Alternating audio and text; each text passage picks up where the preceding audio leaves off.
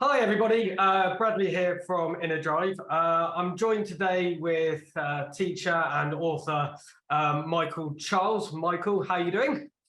Hello, I'm good, thank you. Nice to be here. Nice to have a chat. Yeah, so I guess just for everyone kind of tuning in, a bit of context is we've both been doing some stuff on questioning at the moment. I kind of messaged you because I'm working up a blog around how to kind of get students to come up with high quality answers. And you're pretty much my go-to person on this at the moment because you've got a book coming out on exactly this area. When's the book due out, by the way? So hopefully, fingers crossed, early 2023, we're hoping. And yeah, so one chapter is directly focused on culture, and what we're going to talk about today, I think, is going to really link quite well with what I'll talk about in the chapter and unpick a little bit more. Yeah, and I guess so. Yeah, so the blog that we're going to try and write together, and hopefully this can be like a director's commentary kind of on the blog is with cold calling becoming really, really popular. How do we then move away from students just saying I don't know as an opt-out? So how do we? It's one thing to ask the questions, but how do we actually make sure they're retrieving and they're actually coming up with high quality answers? They're not just fobbing us off with I don't knows. When I do CPD with some schools, I speak to some teachers about this, and over the last few weeks, I've been given some of their strategies. So I thought I'd kind of share with you some of the ones that I was thinking about, see what you think, good, bad, or otherwise, maybe any tweaks, and then if you want to kind of highlight some that are in your book, I thought would be good. So yeah, sounds good to me. All right, so let's see how this goes. So the first one is I've had quite a few teachers talk about, they say distinguishing between I don't know, because they really don't know the answer and they're trying hard, and I don't know as just a opt out for an excuse to not have to participate. I guess, yeah, just to put you right on the spot here, and you're not allowed to say I don't know because that'd be ironic. In your experience, how do you find you distinguish between I don't know because I'm really struggling and I don't know because I just don't want to participate? Because that distinction, I think, will ultimately decide what you then do next in terms of responding to that student. Yeah, definitely. And I talked about this from my own experience, where probably at the start of my career, I would have just moved on because I didn't want to necessarily challenge the pupils to move, not give what the research sort of talks about, which essentially I don't know is like a non-explanatory response, they call it. Right. So yeah, I to be honest, I found it difficult, and understand why teachers are asking that question, because I remember that even some students who, if I did challenge in some schools, they might actually get quite defensive about it. And so I think it's that is difficult to determine. Do the students generally not know?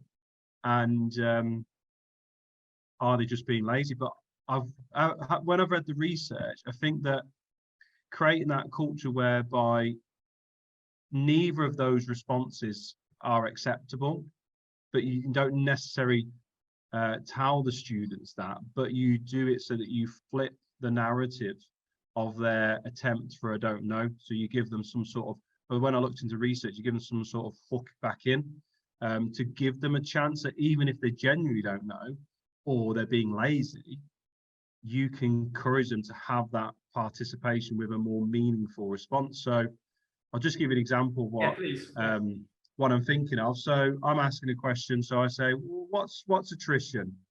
I've got my natural pause, as we know. And then I'm scanning the room and I go to Ryan. So what's attrition, Ryan? He says, I don't know. Okay, so think back to the last lesson when we talked about what will be happening in the sea water as the waves move. Come back to you in a minute, but I want you to have a go at recalling what we learned. So while Ryan is thinking, what's hydraulic action, Lucy? And then Lucy answers, but then the important part here is that I do go back to Ryan, and I do go back to him. So I'm coming back to you now, Ryan. Can you tell me what attrition is now? And so sorry, go on, please. Sorry. Yeah, go on. No, go on. Well, I was just going to ask. So it's quite good. So I understand the concept of moving on to someone else to give them more time to really retrieve. But you'd move on with a different question. So you wouldn't ask the same question, because that was actually one of the other strategies I was going to ask you. Someone said, they told me they asked the same question to someone else, and then they'd get Ryan to comment on their answer. Whereas what you're saying is, I guess, a different sort of strategy is you ask a different question to someone else and then go back to Ryan for the original.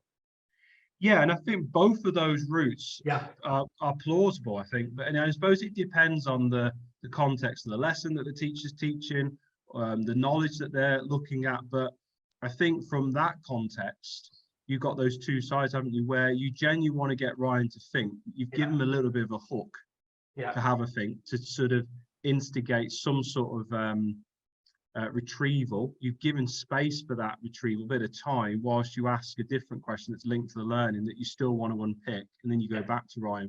But like you say, I think you could do that repetition. I suppose this is probably an alternative way to avoid maybe that repetition. Yeah. So they just copying.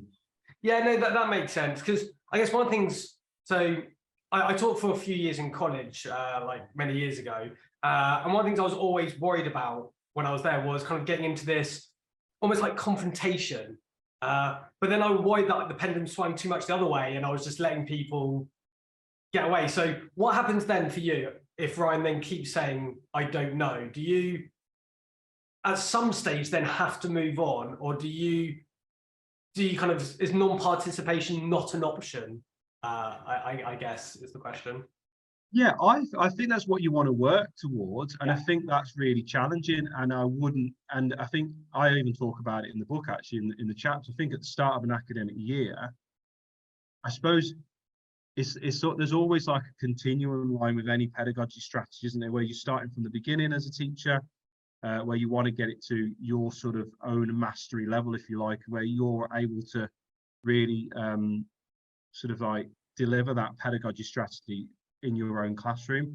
And I suppose at the start of an academic year, even for me as a new teacher, having a new group as a more experienced teacher, I will probably have to inevitably accept in those first few weeks, I might have to not accept that I don't know, but I might have to create a narrative where, okay, so they want to say don't know at the moment.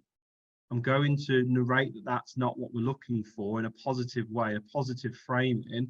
I'm going to try as many ways to get them to think about it, but I'm going to build that participation for those students who are at that point, at that time of year, over the course of the academic year. And it's something that I talk about from the research, that idea of almost like a question, there's a question lag, where you ask a question to a student. Yes, you give time through cold calling, like Doug Lamol's talked about, but equally, that time is a lag between what you've intended to be asked, and you create that question, and what the student wants to do with it.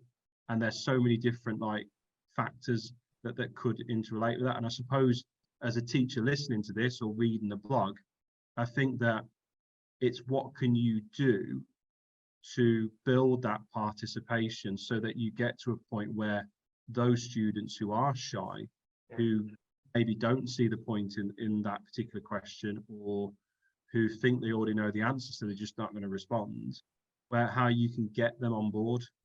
And is that what you mean by when you talk about factors affecting the lag, thinking you already know the answer or thinking there's no point in responding? Are those the sort of things you mean in terms of factors? Yeah, and like peer pressure, like the research talks about the immense peer pressure it can have, the fear of failure. So that non-explanatory I don't know, when you mentioned it at the start, actually determine between, is it genuine or is it laziness? Actually, it can be because of that fear of failure, because they just don't want to get it wrong. And I'm thinking about some of the students, even what I teach now, like today, I was thinking about in particular, there's some girls who they're so studious that I'm teaching this one group, they just don't want to get it wrong. So that like perfectionism traits come in, And I've had to front load the last couple of weeks at the start of the academic year to build this participation by saying, actually, do you know what? Getting things wrong is all part of learning. It's absolutely fine. And no one's going to judge you on that. That's not what this is about. This is about you trying. And So yeah, I think there's so many different factors, even like teacher-pupil relationship, and I think that's why the start of the year is so crucial to build that and not assume that it's going to be automatic. But equally, yeah. Well, I've only got one more point. Yeah, go for it. Go for it. Equally, it's the way we ask questions as well. And when I was reading the research, sometimes that I don't know isn't because they don't know, it's because they don't know how to answer the question that you've asked, because the clarity of the question you've asked isn't clear. And so in terms of clarity of question then, would that be advocating using quite simple structure or simple language, avoiding redundancy, avoiding complexity, anything that reduces ambiguity? So you're not trying to trick anyone out. It's as apparent as possible what you're asking and why you're asking it.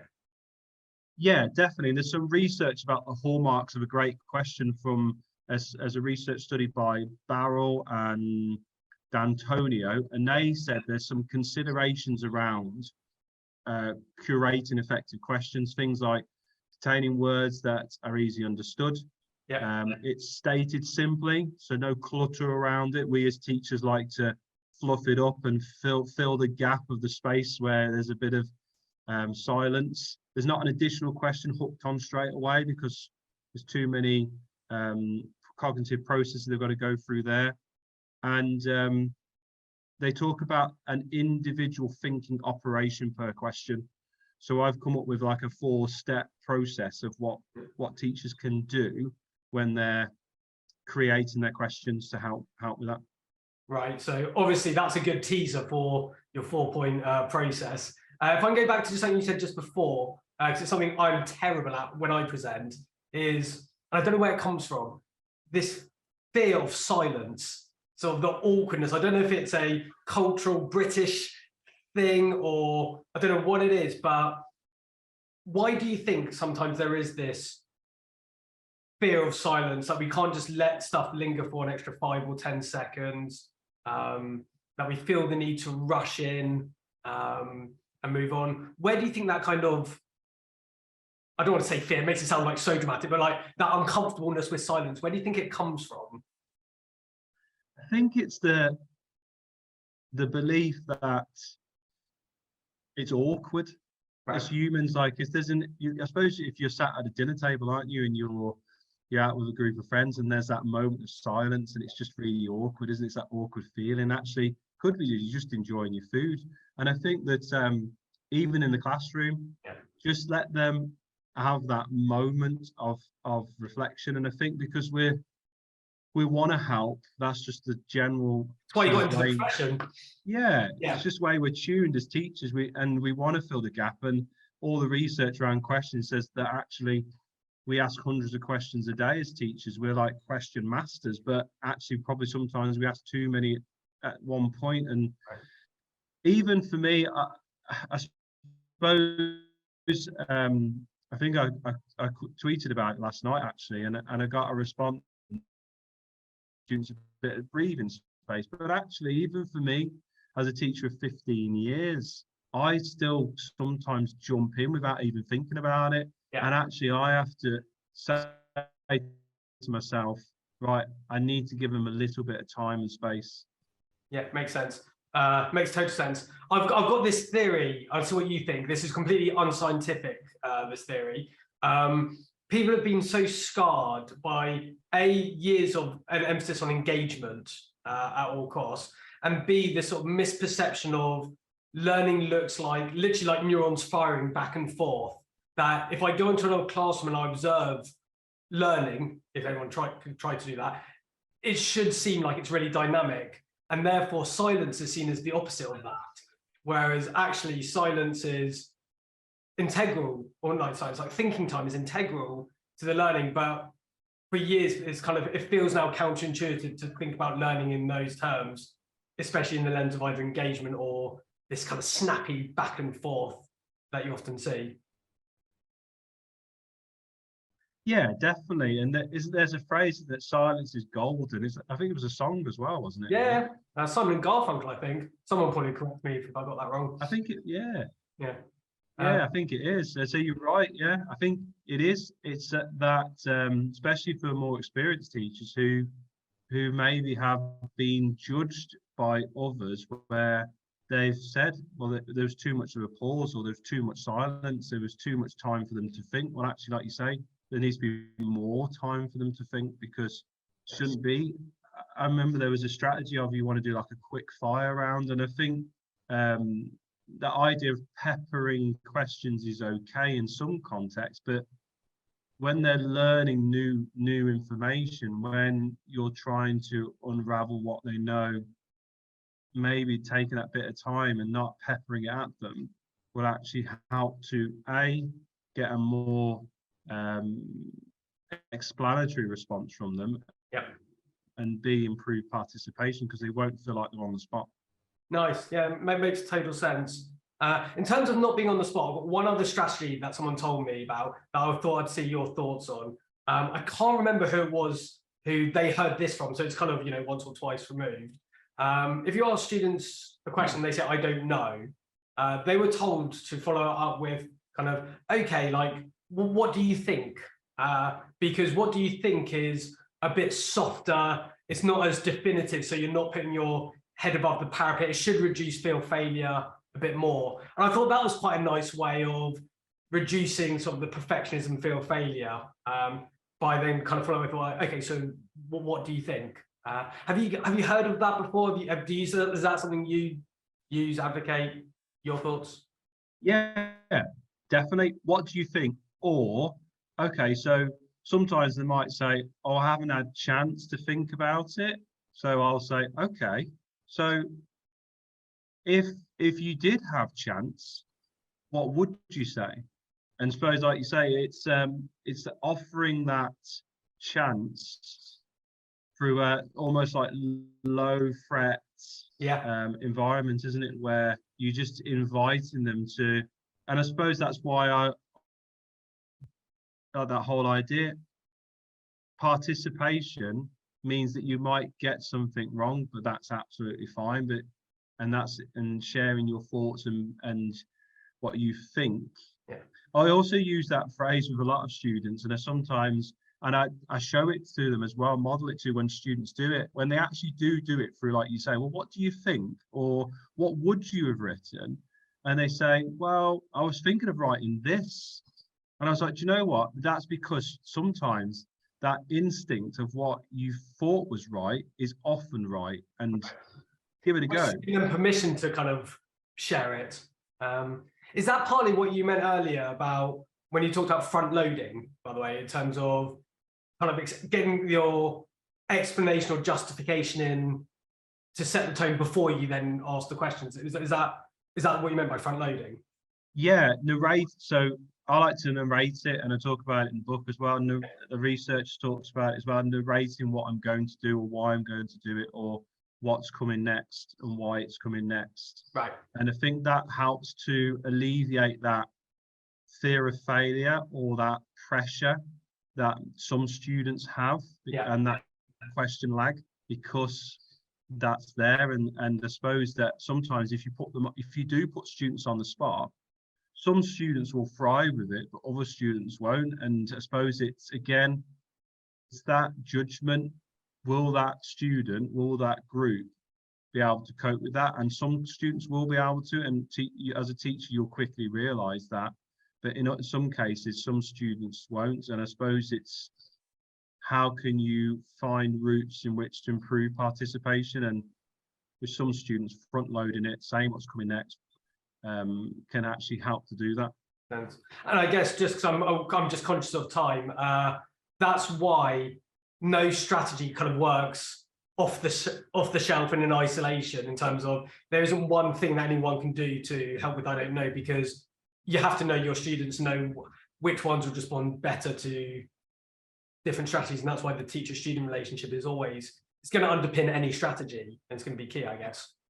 Yeah, and I think that's why I'm a big advocate now. Like when I wrote about the sort of feedback, role of feedback, that I've done the same with the questioning book, that it's all about a set of principles that teachers can use, but like you say, use them in a way that will support the learning of their individual students, the individual context of the class, the subject, the age group. Yeah, definitely. And I think that's really important. It's not a one size fits all approach to asking a question. That makes total sense. I think that's probably a good place to leave it. What we'll do, just so I guess, yeah, the process from here is we at InnerDrive will basically write up this kind of conversation, shape into a blog. You'll then sprinkle some Stardust magic on it, and hopefully between us in the next few weeks we'll be able to release this. Please do send me some of the studies that you cited, because I think teachers now are so interested in becoming, there's this real drive to be research informed or evidence-based, whatever you want to call it. And with questions being so popular, I think making the research more accessible in this area, hopefully that can really help. Yeah, definitely. Amazing. One last plug for your book. What's it called? When's it out again? Powerful questioning. Yeah. And early 2023. Brilliant. When it's released, we'll, if you can spare half an hour, we'll do another one of these, and I can pick your brains even more once I've read it. Amazing. Sounds a good plan. Cheers for your time. Thanks, Michael. Thank you. See you later. Cheers.